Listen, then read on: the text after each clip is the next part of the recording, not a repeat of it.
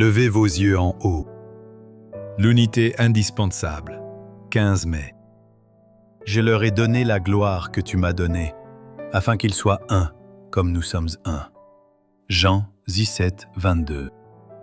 Notre grand besoin, c'est l'unité. Nous ne pouvons pas nous passer d'une seule âme.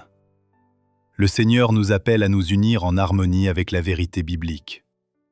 Ceci devrait être constamment répété dans la famille et dans l'Église. Le Christ a dit « J'agis selon l'ordre que le Père m'a donné ». Jean 14, 31.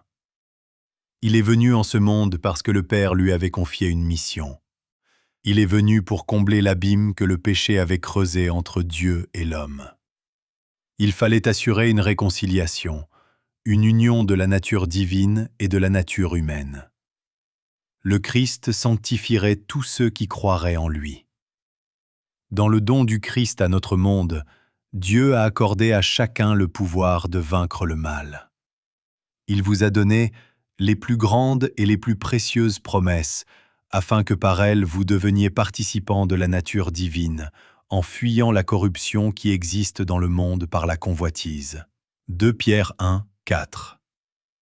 La grande apostasie eut son origine dans un refus de l'amour de Dieu, comme il est clairement révélé dans la parole. Les dispositions nécessaires furent alors prises pour que l'homme déchu reçoive une puissante révélation de l'amour de Dieu et qu'il ait l'occasion de renouveler sa fidélité à Jéhovah. Car Dieu a tant aimé le monde qu'il a donné son Fils unique, afin que quiconque croit en lui ne périsse point, mais qu'il ait la vie éternelle. Jean 3, 16.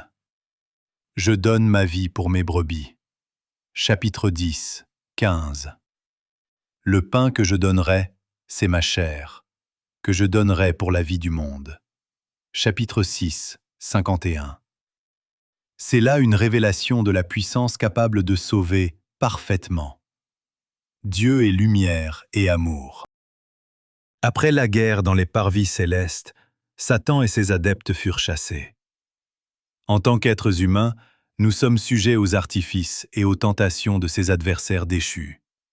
Et à moins que nous ne soyons protégés par la puissance du Christ, nous serons certainement entraînés par les sophismes sataniques dont le monde est inondé.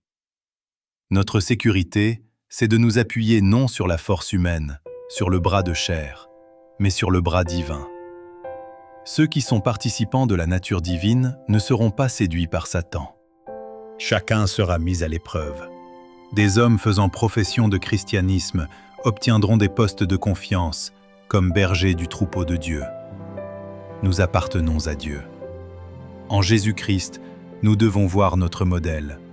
Il faut enseigner à chaque âme à ne pas considérer ses semblables, mais le Christ, le chef et le consommateur de la foi.